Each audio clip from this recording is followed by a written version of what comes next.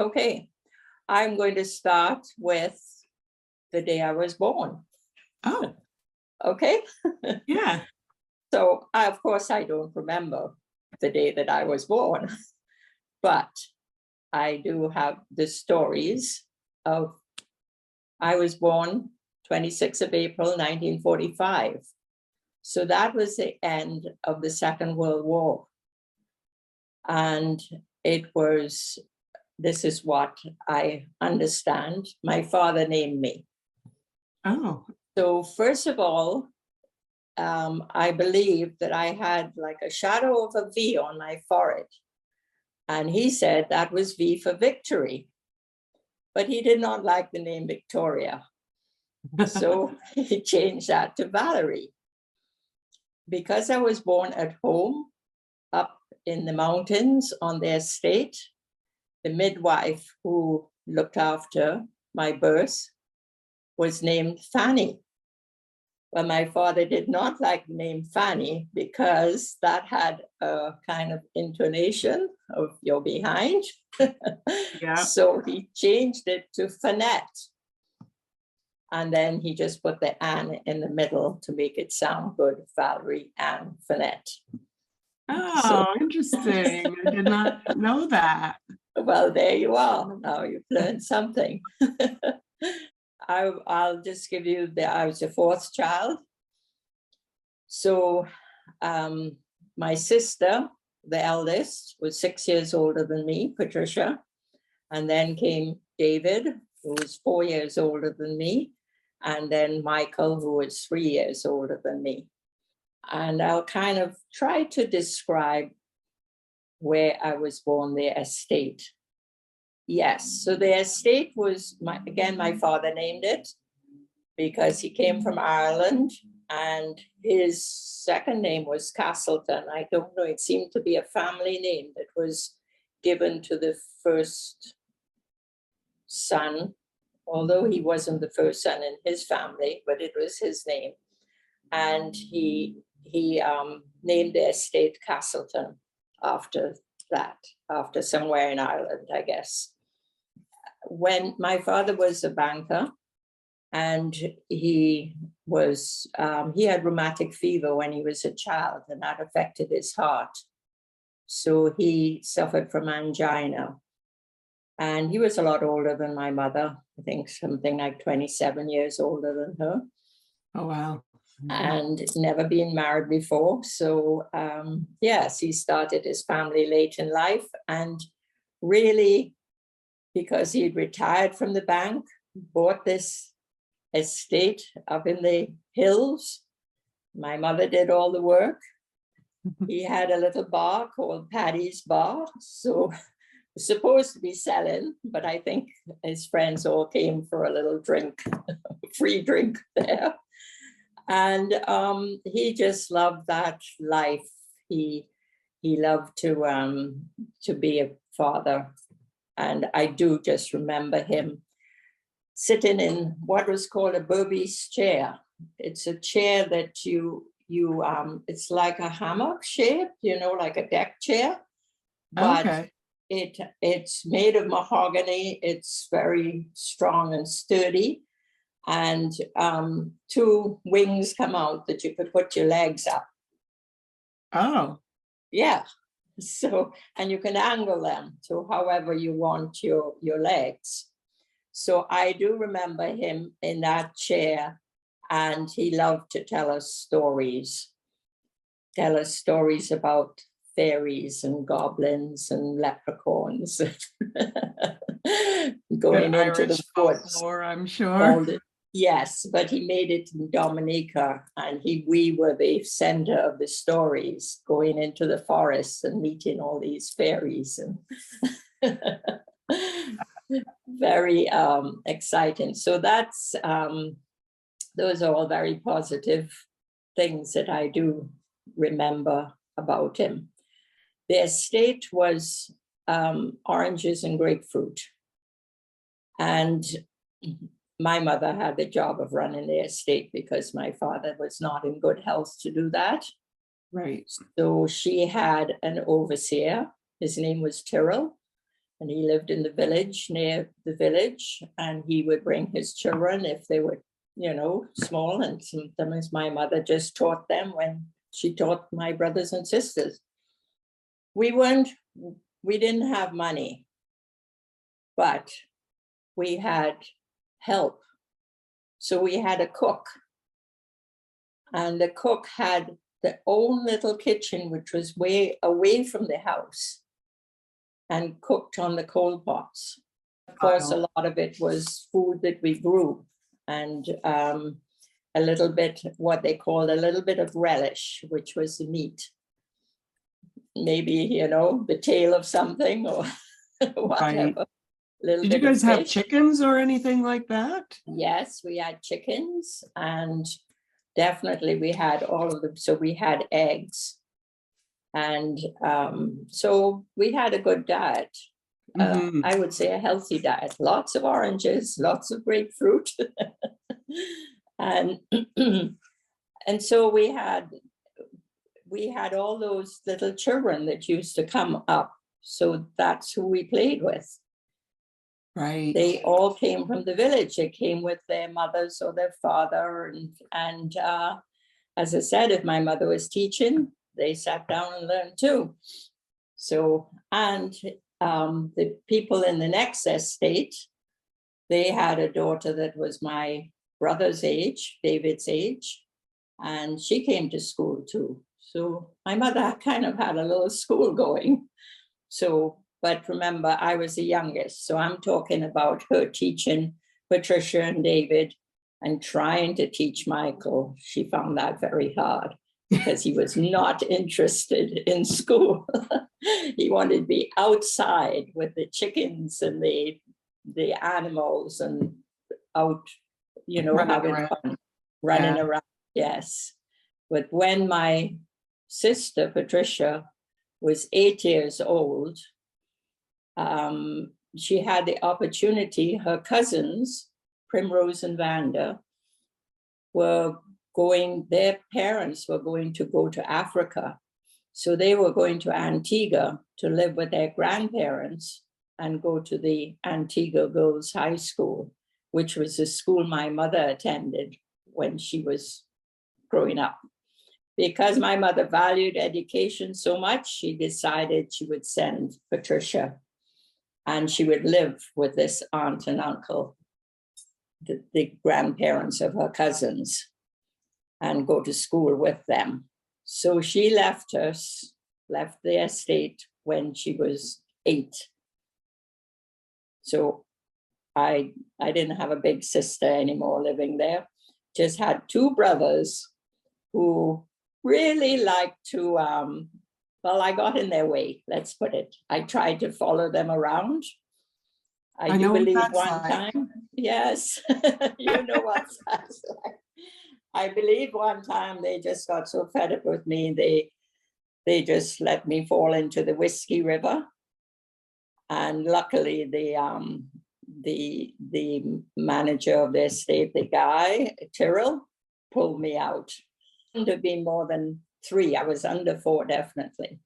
Okay. So when that happened, but I would fall down. They used to have these big drains too, and to drain the land, so that there wasn't too much water for the citrus, and I would end up falling down in one of those drains, and I would have to be found. So I kind of had an interest in first few years.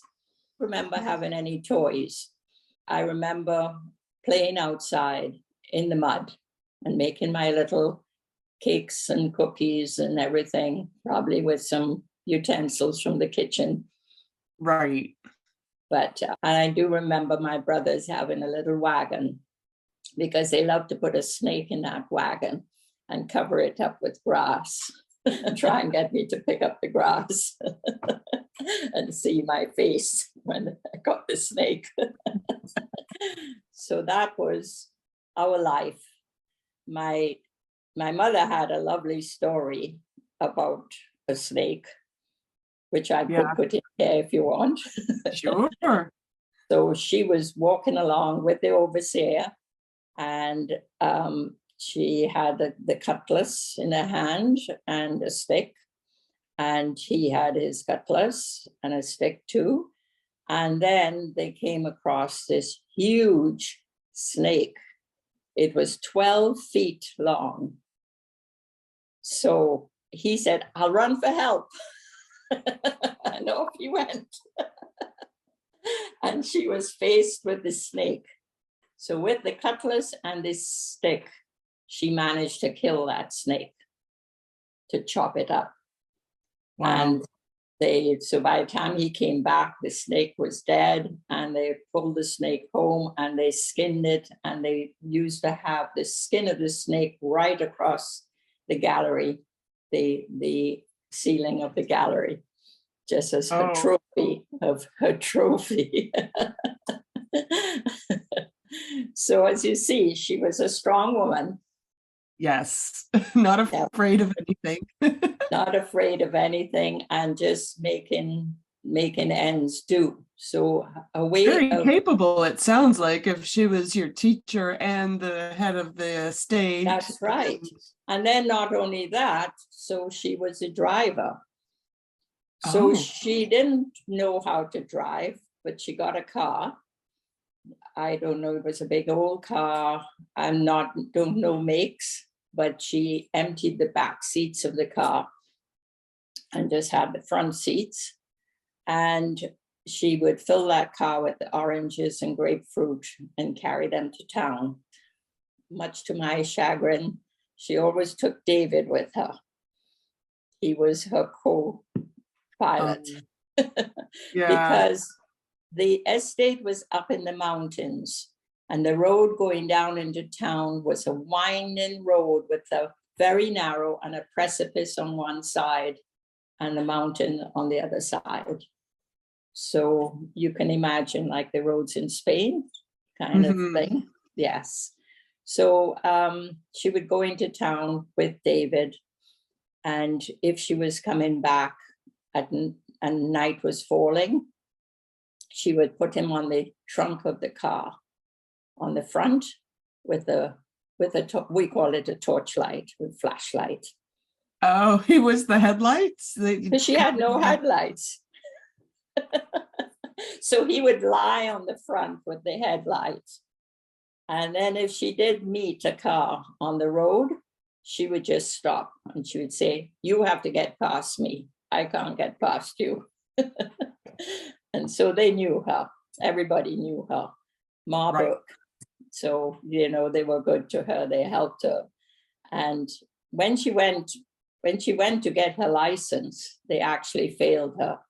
But she said, "You might as well pass me because I have to go back up to my children."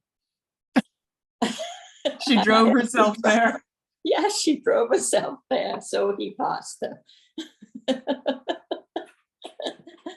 So, yeah, that was the kind of person she was, very strong, and just learning from her neighbors who had estates, learning how to graft the trees. Yeah. She also learned how to keep away thieves. Okay. She would take a blue bottle, which carried milk of magnesia in those days in it. Yes. And she would tie a little red flag around it and put it in the tree. And anybody who thought they were going to steal only saw that, and they knew Obia was on that tree, and they weren't touching the fruit. But in Dominica, it was connected with, as you say, the spirits. It was a protective thing to that tree. And they dared not, because then they would be in trouble with the spirits. Yeah, and you can't fight that. No. But I do remember, like, really, really wanting to go to town with my mother. Because when she did take us to town, she would drop us off at the ice cream parlor. Because she knew the owner. and we'd just sit there and wait for her and eat ice cream. You It figured was, that's what David was doing every time. yes, I know. So one day when she was leaving, I did try. I climbed on the, the fender of the back fender of the car when she wasn't looking. And when she drove off, of course, I held on with my hands, but my feet fell off, and it was a gravelly road. And I got totally scraped. I remember having to lie in bed. I couldn't have been more than 3. I was under 4. And really feeling sorry for myself, but it was my own fault. Right. Totally. I didn't ever try to go to town again after that. You learned your lesson. I learned my lesson, yes. So anyway, so that was our life, wandering around their state. The boys love to fish and do their things, they love that life. And I like to follow them around. Of course. Of course. So everything went along really good, and then everything fell apart. Because one morning, we were outside, David and Michael and myself, with the children that came. I don't remember their names, all the little kids. And then they said to me, or they said to us, "Your father dead." And we were, no, not true, not true. We didn't believe them. So my brothers tried to look through the window. The windows were high and they couldn't reach. So they put me up on their shoulders. And I remember looking through and seeing my father, and he was pretty blue. And she was crying. So I just said to the boys, yes, he's dead. So, and my father died. So he just died in his sleep. Right. Very, very quietly. She had gone to make him a cup of tea. And then when she came back, he was gone. I was 4 years old. Okay. Yeah. So that's why you're very specific about things of you yes, being under 4. Everything that I remember of their state was under 4. So, and I remember, well, they told me when he died, they told me he had gone to live up with the angels. Right. And I really remember lying down on my bed and looking up in the sky and talking to those angels. I was pretty cross with them. Can't you just bring him down, please, just for a little while? So that I do remember. So then I was packed off and sent to Antigua to my grandmother and my as young as 4. As young as 4, yes. So not only did I lose my father, I really lost my mother. Yeah. And my brothers. Yeah, your whole although family. They teased me terribly, I was very close with them, Yeah. And I was sent to Antigua to live at Cherry Hill, which was out by the Nelson's dockyard, and nobody to play with except the goats. Like something like 300 goats. Really? Yeah. And they all used to come down at night and lie around the house. And I just remember looking out and seeing their shining eyes at night. All these like stars. Oh, interesting. Stars in the sky and stars on the ground with all these goats. And so that was my pet. That was my first pet, was a goat.